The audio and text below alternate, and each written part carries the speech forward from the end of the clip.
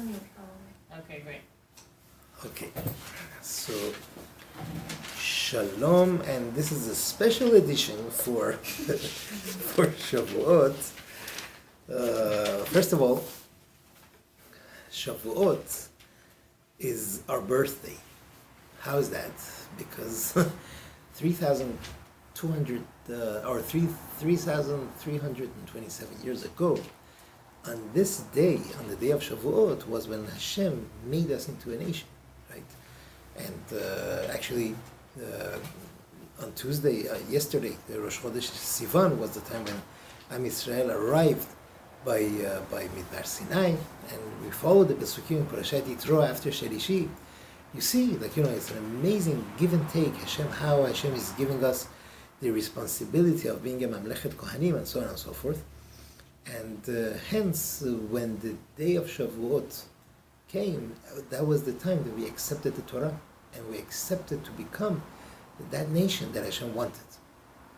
Did we do it? Did we not do it? That's a separate thing, but that is what we accepted, and that is what Shavuot is all about. So therefore, Shavuot is really one of the holiest days of the year, right? Because Pesach is when we came out of Egypt, but Shavuot is when we accepted everything.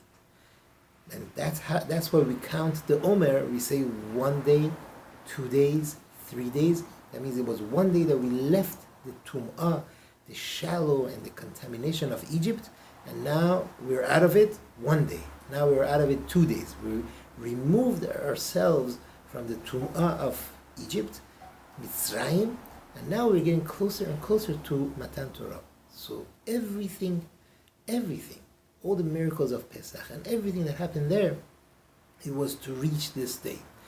As we mentioned before in Parashat Yitro, Hashem says that Atem re'item, you saw what I did to the Egyptians, va'esa etchem al kafei nesharim, veheveti etchem, I brought you Elai, to me.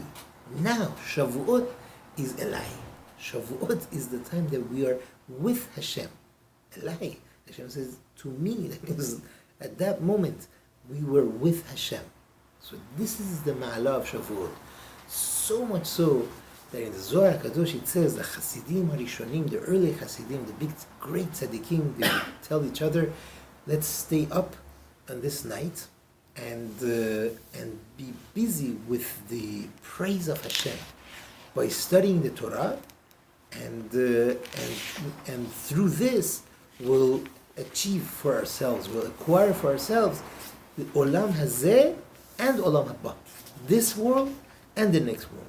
It's that strong. The learning Torah of Shavuot and the whole thing, the whole seder, everything that they do on Shavuot is an incredible power that it has.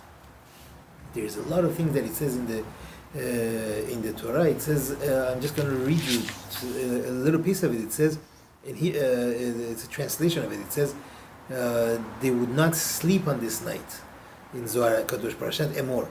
It says, and they would be studying Torah the whole night, and they would say, let us get for ourselves the Kedusha for ourselves and for our children in both of the worlds. Different place in the Zohar, it says, all of those people that do this rectifications on this night, and they're happy, keys to be happy, right? They will all be written in Sefer HaZichronot, in the book of remembrance, and HaKadosh Baruch Hu blesses them with 70 blessings, and they will get the crowns of Olam HaElyon, the ultimate world. It's an amazing thing, and that's really when this custom began of people staying up 600, 700, 800 years ago. Not everybody would stay up, maybe a few, and then over the years, Baruch Hashem, more and more people are doing this, and it's an incredible thing, Baruch Hashem. This custom, though, is only for men.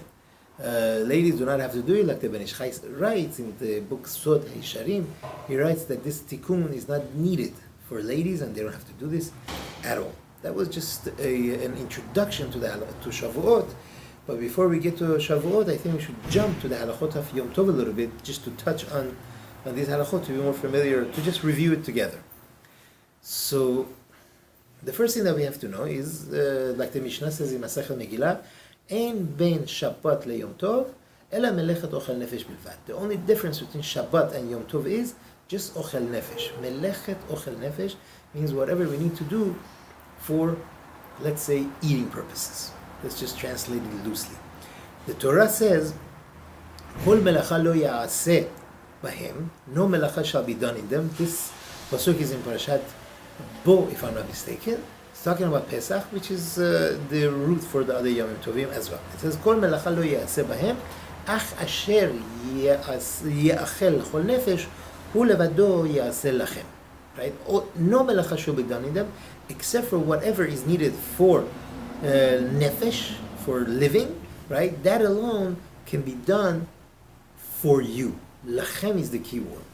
Now, Sefer HaChinuch says, what is the reason that the Torah commanded us not to do any melacha in these days? These are holidays, these are Yomim Tovim. We should have fun. As the common word says, we have to chill, we have to enjoy, right?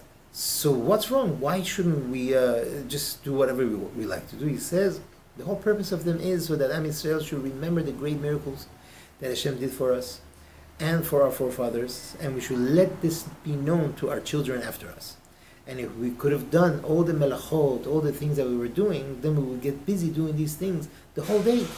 And everybody would be busy and we would completely forget about all these things, all the miracles. And that is why Hashem commanded that there should be a Shabbaton. There should be, not a Shabbaton in the new sense, Shabbaton, that means a resting from doing melacha, so that we'll be able to gather in Batei Midrash, Batei Kenesiyot, to hear Divrei Torah, to hear Divrei Halacha, and with this way we will remember and we will understand, we will praise Hashem by keeping all these halachot in order that we should remember the miracles. So that's really how Sefer HaChinuch explains the reasoning behind these things. Obviously, Hashem wants us to enjoy, and that's why He said that melechet ochel nefesh, anything that needs to be done for eating, is allowed. There is a machloket in the Gemara whether it's kulo lachem, kulo laHashem, right?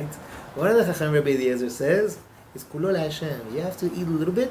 Run to the Beit Midrash, run to the Beit Knesset, spend the whole day there, connect yourself to Hashem, because that's what it's for.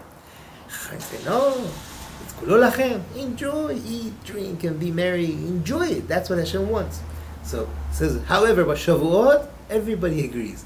Chetzio laHashem, chetzio lachem. Half and half. Right? A little bit for ourselves, a little bit for God, and really the halacha is by other Yamim Tovim, it's the same halacha. Now, ochel nefesh, that means anything that we need to cook, right? That is allowed. According to Maran, according to Shulchan Aruch, anything that you want to make food with is allowed on Yom Tov. Meaning to say, even if you could have done it yesterday, and it would have been just as good had you done it yesterday, still you could do it on Yom Tov.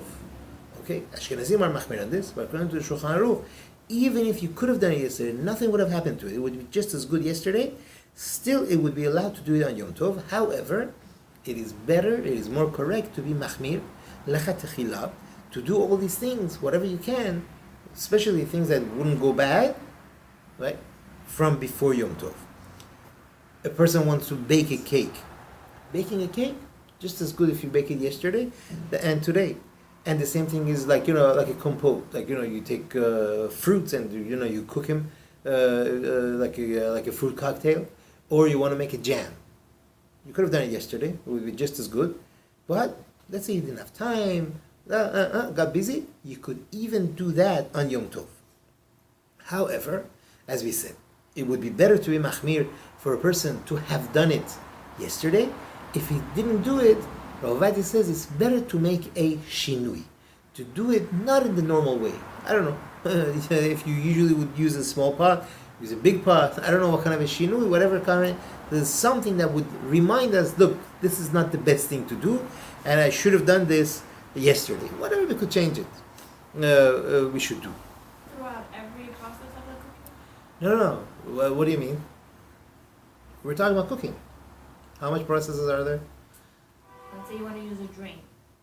So you should do that with a shinoi? How would you do it with the shinoi? That's what I'm asking. No. We're talking about cooking. You want to make a jam. Let's say you want to make a jam, right? A jam really it could be a problem because you don't usually make a jam for one day, right? You make it for a longer period of time. A person doesn't make a jam for one day. Well, every day you're going to make a jam. So this is even extra careful because one of the reasons is that there are certain melachot, we're going to get to it right now, that a person shouldn't do because Chachamim made it asur, because the person usually does this in a bigger measurement. And what, you're on Yom Tov, you're going to be doing for Chol, and that's asur. You can't do that. So especially a jam, like, what are you going to do? Like, one apple, I don't know, whatever you want to make a jam. It really, it shouldn't be done. But halakha is sticking to the halakha. The halakha is that you could do it, but definitely, a person should try not to do it before Shabbat, and certainly to do it with a shinui, to remember that this is something I shouldn't have done. Now, during the process of the cooking, he has to make the shinui. I don't know, with the cutting, don't cut it on the cutting board, cut it on the counter, or different things that he could do for shinui. That's what we should do. So again, back to the halakha that we were saying, cooking a food for consumption on Yom Tov is allowed, even though it would have been just as good yesterday, but better to be machmir and to do it before Yom Tov. Now, this is as far as cooking. What about all the other melachot? Let's say a person says, look, the Torah allowed me ochel nefesh, whatever I need to eat. So I'm going to go and Baruch Hashem, I have a farm in the back of my house, and I have wheat, and I'm going to go ahead and cut the wheat, and grind it, and do all the melachot that we learned in Halachot of Shabbat, and bake a fresh, good challah for myself on Yom Tov. Is that allowed?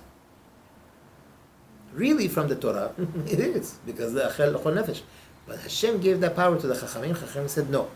It is asur to harvest your field. It is asur to all the melachot that we learned, to be me'amer, to bundle it up, and to thresh it, and to grind it. All of that is asur because the derech is the norm. The norm is that a person does that in bunches. You don't do it for just one meal. You do this for an extended period of time. And so therefore, Chachamim said that it is asur. Ach asher ye'achel, right? L'chol nefesh hu levado ye'aseh lachem u'shmartem et hamatzot. As I said, this pasuk is mentioned in Parashat Bo. And in Parashat Bo, it's talking about Pesach, and it's talking about baking matzot as well. So when the Torah gave that command of what is for ochel nefesh, what is for eating purposes, is allowed. Right next to it, it says, Ushmartem et hamatzot. What does that mean? Guard your matzot. Don't let your matzot become chametz. Now, so Chachamim say, look, these pesukim are written one after the other. From this juxtaposition, what do we see? That mishmira va'elach is allowed, but before shemira is not allowed. Let's explain what that means. Shemira means guarding. When does the matzah need guarding? From the moment the flour comes in contact with the water, that's when we have to guard it, so it shouldn't become chametz. Beforehand, it doesn't need guarding. When you're harvesting it, when you're grinding it, you're still fine. You don't have to guard it. But the moment that it comes in contact with water, from there on you have to guard it. So Chachamim say, from this juxtaposition, from the fact that these two are put together, that the Torah is saying, Ach asher ya'achel l'chol nefesh hu levato ya'aseh lachem, whatever is needed for ochel nefesh is allowed.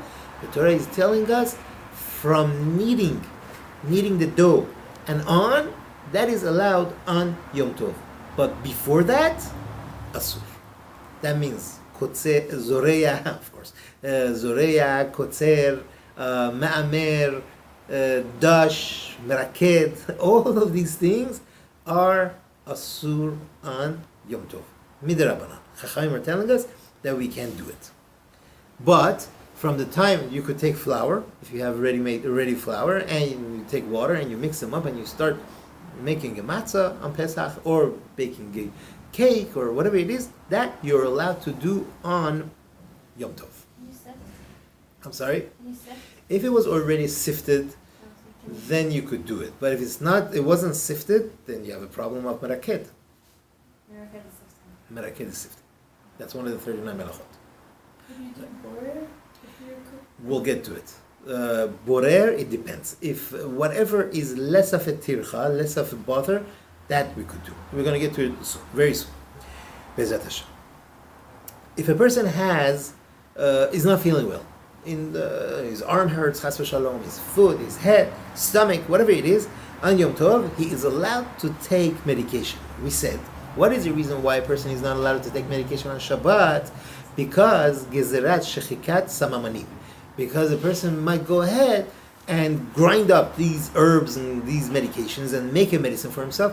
That's a gezerat of chachamim, and therefore we cannot take medications on Shabbat.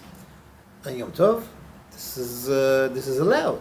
Really, from the Torah, it's allowed for a person to do. You're allowed to grind from the Torah. So therefore, when it comes to a sick person, chachamim over there did not make a gezerah, right, to go ahead and take medication. This is only, the medication is only a gezerah. But that is not to say that, oh, you know what, melacha de oraita, melacha that is asur from the Torah, we could also do. No, that is only allowed for ochel nefesh. That's only allowed for eating purposes. The pill that a person takes is just a gezerah that we say on Shabbat don't take medication. And Yom Tov, a person could take that medication because we say Chachamim in this case did not make that gezerah. So therefore that's allowed. How about the isur of muktzeh? Muktzeh is really just like Shabbat. However, on Yom Tov, halachot of muktzeh are more stringent. Chachamim told us that let's say on Shabbat. On Shabbat, you peel an apple, you peel an orange, right? Or is the peel muktzeh? Yes. No, because you could give it to the animal to eat. Like, you know, if you have a goat, you give him the peel. So therefore, once goats eat it, therefore it's not muktzeh. You could literally take it and throw it in the trash. You could put it in a plate, no problem. Okay? All peels? Like even the banana ones? Yeah, for sure. Eggshells? Eggshells even, yeah. Really? Yeah. Gemara says the ostriches eat eggshells. So if you have ostriches hanging around in your backyard, it's fine. No. But no, they said once it's ma'achal of the behema, we could eat it. Now, something that's completely muktzeh, like, you know, a hard bone, like, you know, I don't know, like one of these thick bones that, you know, you have a huge cow, you have a thick bone. That no dog could eat that, right? I don't know, one of these big ones, I'm not so sure. Something that is like, you know, absolutely like that on Shabbat, it's not. But let's say on Yom Tov, on Shabbat, if you have these, if you have a bone, what do? You throw it to the dog, right? So it's not muktzeh. On Shabbat, all of these things are on Yom Tov. All of these things are muktzeh. Chachamim were more machmir on the halachot of muktzeh on Yom Tov than Shabbat. Therefore, what's the reason? The reason is because Yom Tov is more easier than Shabbat. People will be mezalzel, will be putting down the kavod and the kedusha of Yom Tov, and they would do everything. So Chachamim say, stop.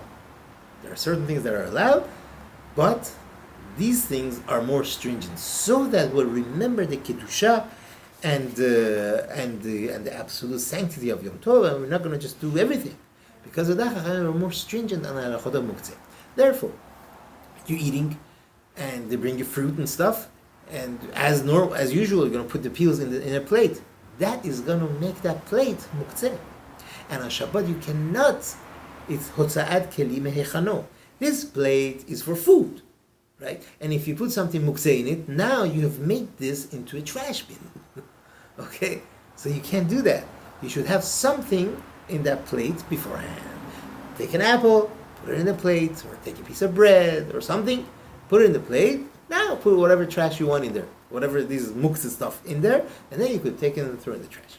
You could move that plate around, and it's fine. So What's that? let's say you're eating like nuts, like pistachios or seeds. Can you can't just put the trash in the plate? Right. That's correct. Exactly. Only On Yom Shabbat Tov. you could though. What? On on Shabbat Shabbat you you could. could? On Shabbat you could, because these things you could give it to goats. Right? You've been to Mitzvah Ramah, no? Yeah, so you can give anything to these goats. Yes. uh,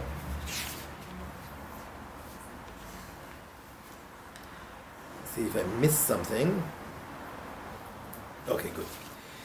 Now, if you have a fruit tree in your backyard, and so obviously you can't take fruit off of the tree and eat it on Yom Tov, even though it's ochel nefesh, but we said, the Chachamim said, that these things are absolutely asur. You can't do any of these melachot on Yom Tov, therefore one cannot take it off of the tree. Well, what if the fruit fell on Yom Tov from the tree? So, Baruch Hashem, Hashem sent me some fruit, and we have guests, let's get them some tangerines or whatever it is, and serve them. It says it is asur, not only to eat it, you can't even move it. It's absolutely muktzeh, right? Why? Chemeni gezerah. Because if you pick these up, it says, oh, you know what? I got a whole bunch of guests. I have some more hanging out there, so let me just take them off. It's a gezerah of chachamim, not to take off,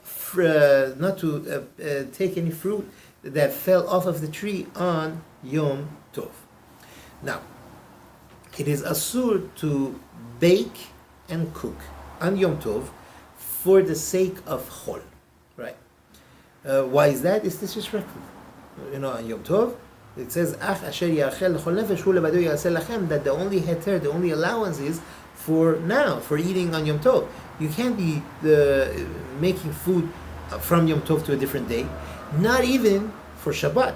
You can't cook on Yom Tov for Shabbat unless you make an Eruv Tavshilin. Eruv Tavshilin, what does it do? It shows that you have already, before Yom Tov, started making food, cooking, baking, whatever it was, from before Yom Tov, and now on Yom Tov is just a continuation of that based off on that. You're just perfecting, you're just adding to that. That's eruv, mixing of the tavshilin of the food. Without that, a person is not allowed to make any food on Yom Tov, even for Shabbat. The same halacha applies. Making a food from the first day of Yom Tov to the second day of Yom Tov. Right? One cannot make any food, right? Cook any food on the first day of Yom Tov for the second day of Yom Tov. Not only just making food, any tircha, anything that's even like, it's just a bother, like, that you're doing, it was only allowed for that day alone, but not for the next day. Let's say you have some dishes on the first day of Yom Tov. You say, oh, I need plates for my guests tonight. No one can do. You cannot wash those dishes. You can't even go to the cellar and bring that wine for tonight's kiddush on the first day of Yom Tov for the second day of Yom Tov. You go to the closet, you say, oh, I want a nice chilled wine for tonight's kiddush. You can't take that and put it in the fridge on the first day of Yom Tov for the second day of Yom Tov. What if someone wants to have a chilled wine? So first of all, you can put it in the freezer as soon as the second Yom Tov begins. That's one shtick. Another shtick is you can take it, put it in the fridge early in the on the day, and then drink some of it. It's kavod of Yom Tov on the first day, and then you put it back in the. You're allowed to put it back on the fridge. That's not a hachana. You put it back in the fridge because you got it from the fridge, and that would be fine. Yeah. Is there something that you're allowed to wash extra cups? 'Cause you always use Cups are always used. Even on Shabbat, the person could wash cups. Shabbat afternoon, Is there anything else that you're like as a silverware? just cups. Just cups. Yeah. Okay. No, nothing else comes to mind. All right. But at night, let's say, the night of Yom Tov, you want to cook something for during the day. That's fine. As long as it's the same day, like, this year, Shavuot is Motzei Shabbat Sunday, and then Sunday night and Monday. So you want to cook something, have it ready for tomorrow morning when the men come from the shul, I don't know, whatever it was. You want to make your lasagna, I don't know. And so then you could do that on Motzei Shabbat, if you feel like it. But you can't make something for the next Yom Tov. Now, it is asur to cook anything or bake anything for a goy, right? Just like the pasuk says, אך אשר יאכל לכל נפש, הוא לבדו יעשה לכם. The Torah says it's only for you, לכם, ולא לנוכרי. Right? Only for us it's allowed, but not for them.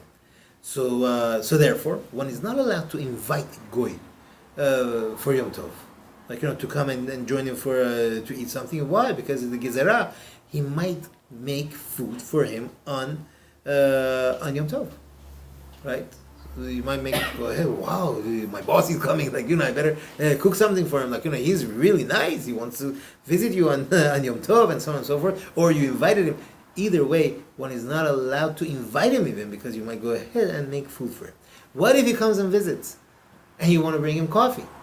So the Ben Ish Chai says what you could do is you could brew coffee on Yom Tov, but make a lot for yourself and him.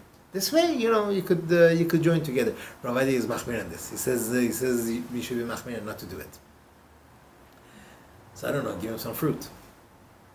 You can't cook for him. He says, and therefore it is better.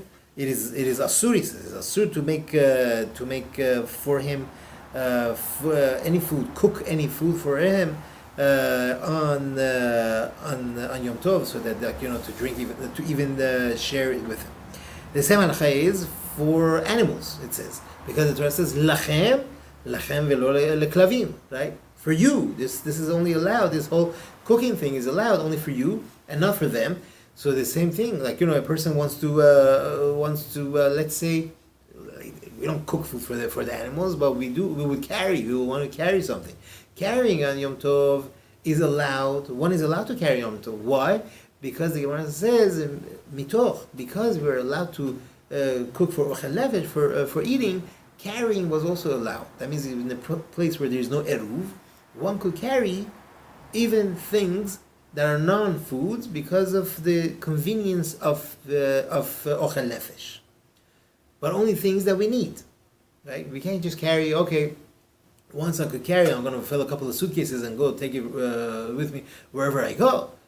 We're talking about places that there's no eruv. Like, that is not allowed. Only things that is the tzorech. Only things that are needed, that is allowed for a person to take. Now, the person wants to take, I've seen a whole bunch of homeless or stranded animals, like, somewhere, I'm going to take some food for them, and there is no eruv, that is not allowed. Right? It's only allowance for human beings, for us to carry, for our purpose, but for them we can't carry. However, if you have food, you're allowed to move food around within the home, within where there is an eruv. Moving the food around is not a problem for animals. Just taking it, carrying it out where there is no eruv, that is a problem. Okay. The pasuk says again. I keep referring back to the pasuk because that's what everything is based on. It says, "Ach asher ya'achel lechol nefesh, hu levado ya'aseh lachem." Whatever could be eaten. So eating ya'achel, where the Torah says ya'achel, it doesn't mean only for eating, it means any benefit. Right? There's a difference, right, between ya'achel and achila. Ya'achel means hana'ah, any benefit. So now on this we come to what the Chachamim branded as something which is shaveh lechol nefesh, something that would be lechol nefesh, it would be suitable for everyone, that is allowed to be to have a benefit on Yom Tov. What am I talking about? If it's cold, not in LA. If it's cold, maybe it's Sukkot, and you're in the East Coast, and it's really cold, and you're like shaking. So you could go ahead and gather some wood and make a fire. Of course, from an existing fire. Like, make a fire, although it's not for cooking purposes, it's for heating purposes, that the Torah allowed. Because it says, Ach asher ya'achel lechol nefesh, any type of benefit is allowed on Yom Tov, even if it's not cooking. You're allowed to make a bonfire in order to use it for heating purposes, right? Not for eating even. Even if you don't want to use that fire for eating, that a person is allowed to do. Or let's say someone wants to wash his hands, and it's very cold. You're allowed to heat water, boil water, to bring water to a boil, and mix it with like cold water. You're not doing it for eating or drinking purposes. You're doing it for your own pleasure of washing your hand, your face. That's fine. However, to wash one's whole body, that is not allowed, because that is not considered hana'ah shaveh lechol nefesh. Not everyone wants to take a shower every single day.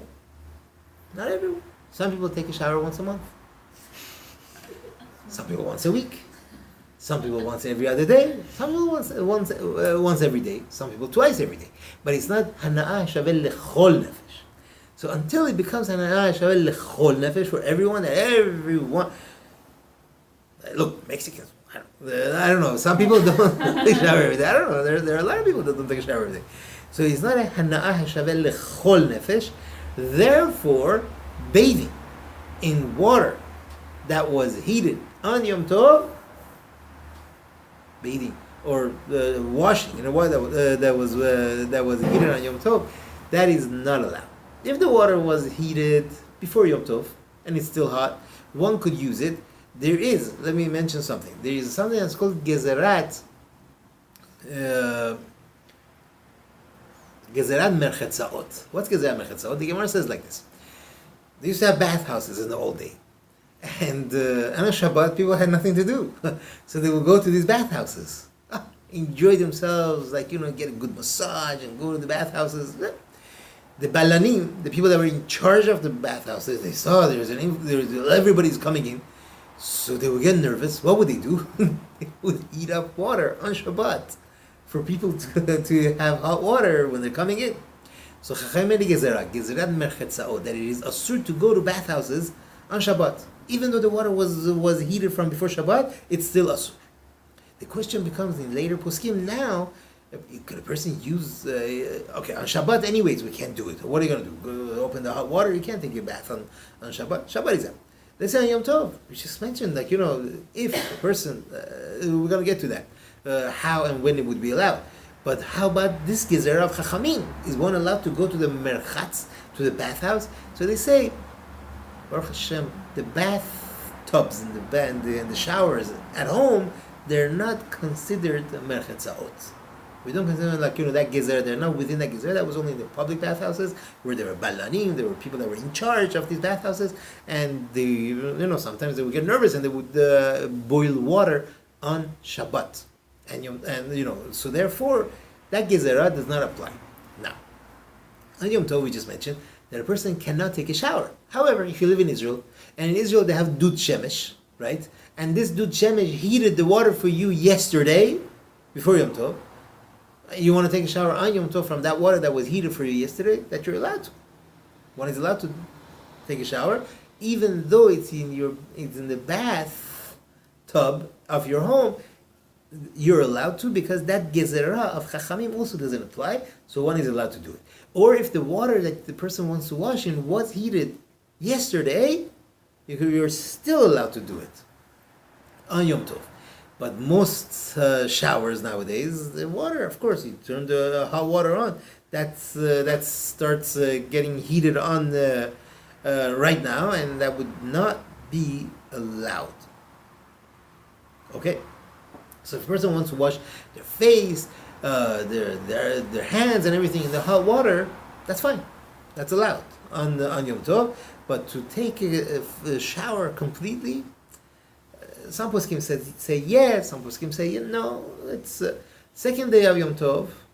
One would be allowed to, if the water was boiled yesterday. From whatever water I was from. Let's say this Sunday, the water the water that's in the water heater was boiled. Now like Sunday night, he wants to take a shower. It's much easier. It's much easier to do than the first thing. Okay. Is it the same if you want to wash kids? Should probably be the same. Like you can't put them in the bath? The water that was heated today, using the water that was heated today, a lot of poskim wouldn't allow it. A lot of poskim wouldn't allow it. Same thing for kids. You could wash part of the body. The whole gezerah is the whole body. Like, want to wash their feet, it's fine. That's fine. That's allowed. Now, we cannot create fire. We cannot strike a match on Yom Tov, right? Or a lighter. A lighter is a bigger problem because you're gonna hold it the whole time, right? You're gonna let go. Once you let go, you're mechabeh. You're turning off the fire. That's a problem.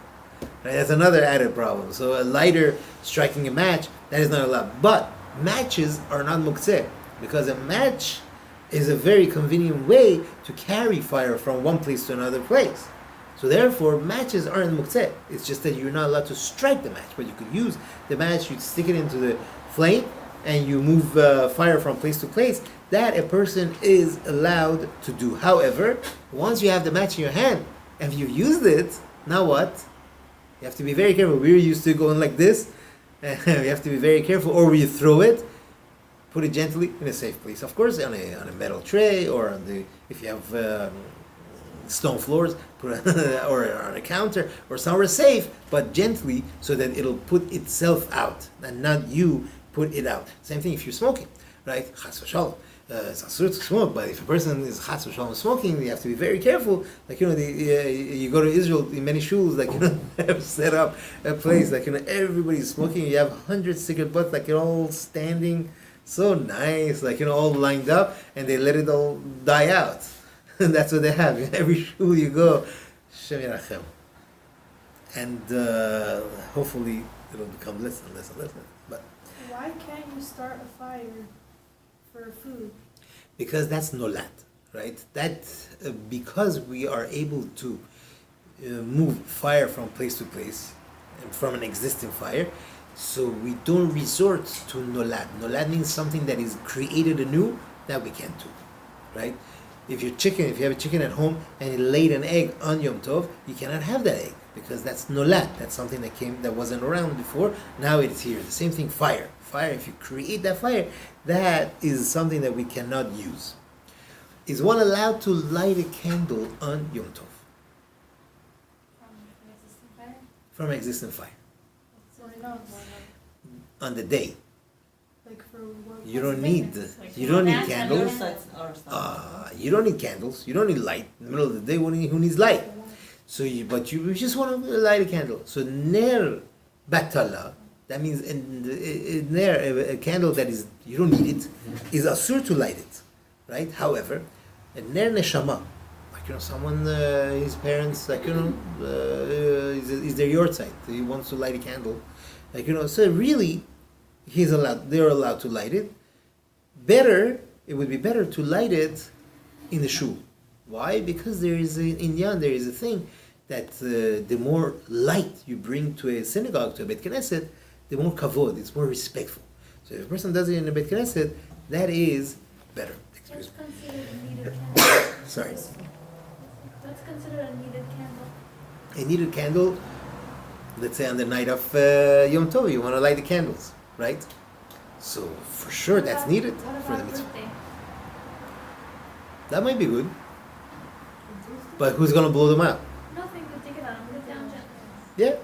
Yeah, that's fine. That's needed. There is a need for it. But if it's not needed, then just in the middle of the at night, everybody could use more light.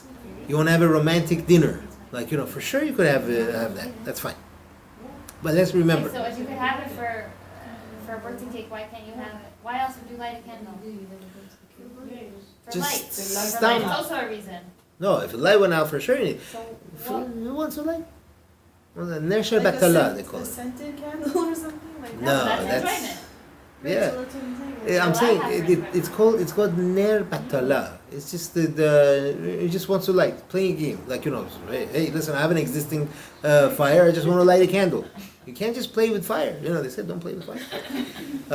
Now, If you have a pilot on your stove, you could just turn it on, no? but there you have to be careful. A lot of stoves, when you turn them. Oh wait a minute, who has a No, pilot? I do. Oh really? It's so- Good for you. That's fine. That's fine. Really? Wait a You minute. see it, When like, you the fire's in there's there no- and then it just carries No, it into doesn't Really? click, Yeah. just It the doesn't It gas doesn't comes click, out. it Yeah. just comes out. very good. That's an existing fire. Then from there you're turning on. That's Oh, fine. really? So Yeah. you turn on the flames regular? But you can't turn them down. It doesn't go. Well, Does it go like that? Then turn it's it not down, igniting. food on it, that's gonna, yeah. Now, is one allowed to put out fire on Shabbat? We said no. But putting out is not only just putting out completely, you can't even lower it. Let's say you have, I don't know if any of you remember, there is this kerosene lamps. You know, they come with a wick. They have like a thick wick. And if you, when you turn it down, if the fire is too big, you want to turn it down, you know, to make it more mellow. That is absolutely asur on Yom Tov because it's mechabeh, you're putting it out. Right? So that a person is not allowed to do. How about on a gas stove? Is one allowed to lower the flame? No, unless you have the food there, and you want the food to cook, like to simmer. You don't want it to keep boiling and getting burnt. You want it to simmer slowly so it will cook nicely. Then one is allowed to lower the flame so that your food will be cooking properly. That one is allowed to do. But if you say, oh, you know what, I'm going to play shtick and I'm going to make the fire high and then I'm going to leave it, it's going to get burnt, no, not that, for cooking purposes, one is allowed to do it. There's a lot of tricks how to put it out the fire, but the person, sincerely, if you have the food there, you don't want it to be on a high flame. You certainly want to lower it because it's going to burn. It's causing other problems, like it's making the house too hot, or the smell of the gas, or... You need to open windows, please. It's very serious. Carbon dioxide, everyone knows. The chas v'shalom, it's extremely. We have to open windows. We have to make sure that there is a ventilation, but no, that I don't think that gives an allowance to do that. Could you put like a kettle with hot water? Let's say it's too high and you're scared like kids are gonna. Right. Could That's you put a called kettle with hot grub. water Right? and You put a small thing, and you let it boil over, and then it'll put it out. Once it's put out, you turn the gas off. But you have to make sure you use that water for tea, coffee, whatever it is. Because or could you just put the water and then lower the flame? no, then what? Your water's gonna burn? No. Yeah, you leave it all For a lit. long time. Once it's It'll evaporating, evaporate. once it's at the bottom, then you could just move it. Now Let's there's say a the pilot goes out. Oh. Can you relight it and then just turn it off? from an existing Yeah, fire, like just put it there. Yeah. Why not? Yeah. Okay. Now, that was in very, very short halachot of Yom Tov. It's a mitzvah to light candles on Yom Tov, right? It's from the Geonim, and they say it's not mentioned in the Gemara, but it is mentioned in the Geonim, and they say that it's a mitzvah to light candles on Yom Tov to make a beracha on it, right? But we have to remember you can't. Because we do it on Yom Tov, so a person is used to it on the weekday. What do? We take the candle and we melt the bottom so we could stick it there. That is absolutely asur. That's memareach, right? That's one of the 39 melachot of memareach. When you're melting this wax and so that it'll stick, that's smoothing that wax. That is melacha of memareach. One has to be very careful, so therefore beforehand you should make sure that the place that you're going to put your candle is ready for those candles. Is one allowed to use a grater on Yom Tov? You want to grate your cheese. You forgot to grate it before Yom Tov. Yes. Tochen. What happened to tochen? It's for food. It's for food. We're allowed to do it. However, cheese, it wouldn't go bad if you would have done it yesterday, so do it with a shinui. If you usually would do it into a bowl, do it onto a plate, right? Something like that. But let's say you want to shred cabbage or radishes. If you do it yesterday, it's gonna smell bad. It's gonna go bad. So that you could do it without shinui. Is one allowed to do borer? We mentioned this before. Borer, the halacha is like this. One is allowed to do borer even if it's not for immediate use. You're allowed to do borer even if it's for today. As long as it's for today, you're allowed to do it. However, you have to see which is less of a work. If there is a lot of ochel, a lot of things that you do want in it, and a little bit of non-ochel, pesolet, then take the food away from the pesolet. But if there's a lot of pesolet, then, no, the other way. If it's a lot of ochel and a little bit of pesolet, you are allowed to move the pesolet, the things that you don't want, out of it. Not like Shabbat. Whatever is less work, that's what we do. If there is less pesolet, less things that we don't want, we could take them out. But if there is less food, ochel, then take the ochel out of the pesolet, whatever is less work. Why are you allowed to do it on Yom Tov? That's because borer on ochel nefesh, for ochel nefesh, is really allowed. Is asur midirabanan. So therefore, Chachamim made this gezerah that do whatever is less of a tircha. Less of a tircha. It is asur to fat. Oh, now, as far as Shavuot is concerned, the Halachot of Shavuot is a custom. There's a lot of beautiful customs, like that we eat dairy things on Yom Tov, but let's not forget it's a mitzvah to eat meat on Yom Tov, right? If a person hates meat, we'd rather have chicken, then you should have chicken, but we shouldn't have all the dairy foods. At least one meal on each Yom Tov we should have meat, right? So a lot of people eat in the morning of Shavuot, they eat dairy things, the dairy products, and the rest they have meat, right? They have beef. It is asur to fast on Shavuot, right? Because it's a Yom Tov, and it is a good custom for one to, if we can, the Ben Ish Chai brings it, a lot of people bring it, that they should read Tehillim on Shavuot. The most important thing is to realize and understand this is an extremely holy day, and the more a person uses it and utilizes it, and doesn't waste their time, the better. It's more for ourselves, for all of Am Yisrael, Be'ezrat Hashem. Chag kosher v'sameach.